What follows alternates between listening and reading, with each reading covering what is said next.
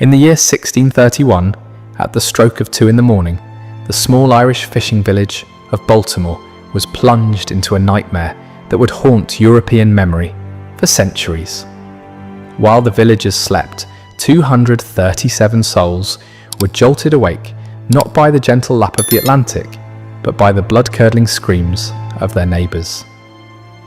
Pirates from North Africa, far from their usual hunting grounds, were kicking down doors with a cold, calculated efficiency. They dragged men, women and children from the warmth of their beds, chaining them in the streets, while their modest homes were put to the torch. Before the first light of dawn could touch the horizon, every single one of them was being rowed toward a waiting fleet, destined for the slave markets of Algiers. Among them was a young woman named Joan Broadbrook. So she had never ventured beyond the green hills of her village, never imagined that men from a world she didn't know existed would steal her future in the dead of night. This was the beginning of her total erasure. 3 weeks after that terrifying night, Joan stood shivering on a raised wooden platform in the heart of Algiers. The air was thick with the scent of spices, sweat, and the salt of the Mediterranean, but all she could focus on were the eyes of the buyers. They circled her like merchants inspecting livestock, their hands reaching out to squeeze her arms for muscle tone and running their fingers down her body to check for hidden infirmities. She was no longer Joan Broadbrook of Baltimore. She was now a commodity, a piece of living property evaluated in the cold language of commerce.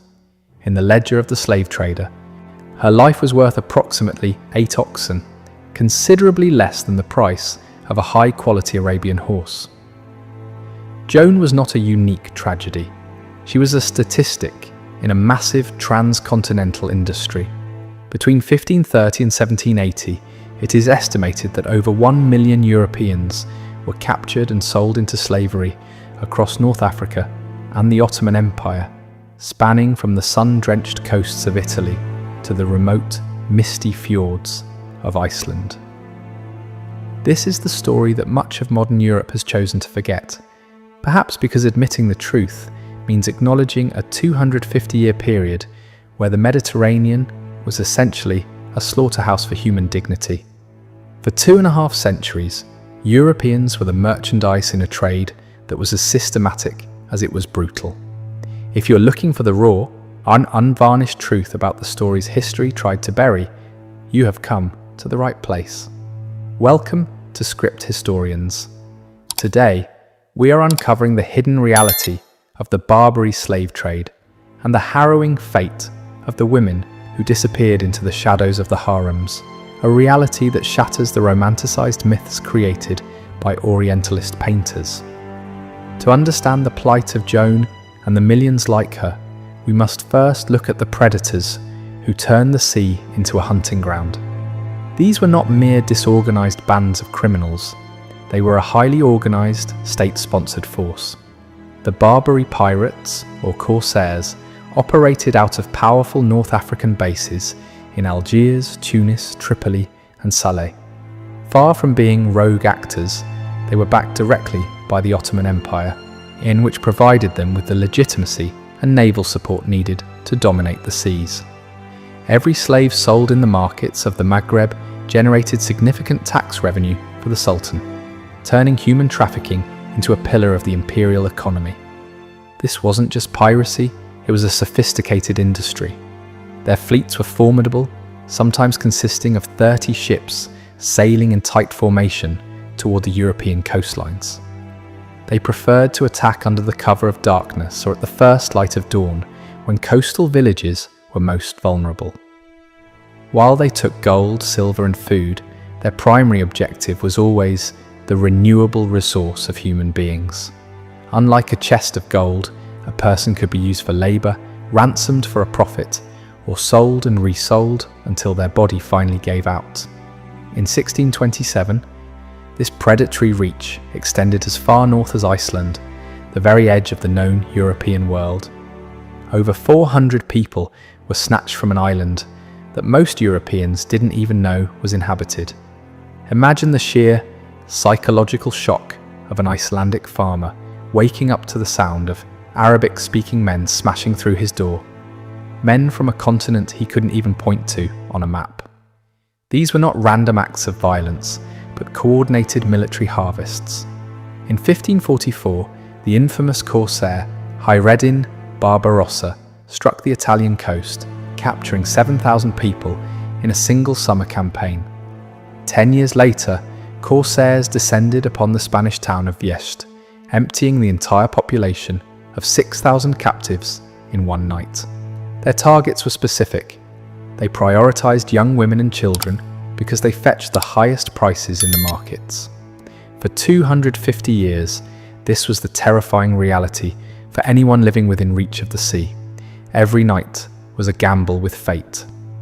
Life on the Mediterranean coast during this era was defined by a constant state of high alert.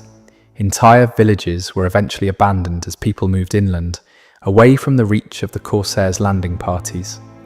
Watchtowers were constructed along every mile of the Spanish and Italian shorelines, and church bells rang out warnings that often came too late. To make matters worse, the corsairs were often aided by renegades, Europeans who had converted to Islam and joined the pirate ranks. These men were particularly dangerous because they possessed intimate knowledge of European languages, customs, and geographical weaknesses. One of the most notorious was Simon the Dancer, a Dutch captain who transformed himself into one of the wealthiest corsairs in Algiers. He used his knowledge of Dutch shipping routes to capture thousands of his own countrymen, proving that in the world of human trafficking, nationality and loyalty meant nothing when compared to the lure of gold. To grasp the individual suffering behind these grand historical movements, consider the story of Maria Terelen. In 1731, at the age of 22, this young Dutch woman was travelling on a merchant ship near the Spanish coast when pirates boarded the vessel at dawn. The attackers showed a chilling pragmatism. Men over the age of 40, deemed useless for heavy labour or sail, were often executed on the spot or thrown overboard to conserve supplies. The young and healthy, however, were chained and forced into the cargo hold. Maria spent 17 agonising days in the bowels of that ship, chained alongside 40 other women. The space was so cramped they couldn't even lie down. They sat hunched together in a pitch-black environment that reeked of vomit, urine, and the stagnant air of death. She recounted hearing the splashes of bodies being thrown overboard as her companions succumbed to disease and despair during the crossing. 7 splashes in total before they reached land. When the survivors reached Algiers, the preparation for the market began. Captives were taken to public baths and washed, and their wounds were treated just enough to ensure they wouldn't die before a sale could be finalised. They were sorted with the clinical precision of warehouse inventory. Strong men were sent to the galleys, where they would row until their hearts failed, usually dying within 5 years. Educated men might become tutors or craftsmen, while children were often converted and raised to forget their origins entirely. However, the fate of young women between 15 and 30 was different. They were destined for the domestic spheres of wealthy households or the much-feared harems. Before the final sale, they were subjected to public inspections that stripped away every shred of dignity. Potential buyers would pull open their mouths to check their teeth and inspect every inch of their skin for defects, often in broad daylight and witnessed by thousands of onlookers. Joan Broadbrook was eventually sold to a Turkish merchant named Ahmed for the price of 8 oxen.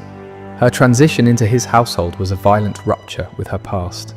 Her European clothes were burned, her body was bathed in perfumed oils, and she was dressed in Ottoman silks that felt like a costume for a life she didn't choose. In a letter she managed to send back to Ireland years later, one of the few surviving first-hand accounts, she wrote that she wished for death 1,000 times during those first nights, but death never came. This was the reality of the harem that the romantic paintings of the 19th century carefully omitted. It wasn't a world of silk cushions and exotic luxury. It was a prison of forced submission and psychological torture. There were no legal rights for these women. They could not testify, they could not own property, and they could not leave without permission. They were objects, held in a state of permanent legal and social limbo. The most prestigious and terrifying destination was the imperial harem of the Ottoman Sultan in Istanbul.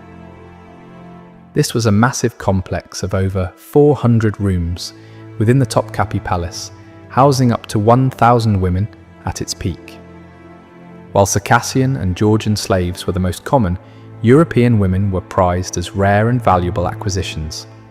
The selection process for the Sultan was even more brutal than the public markets, involving years of rigorous training in etiquette, music, and language.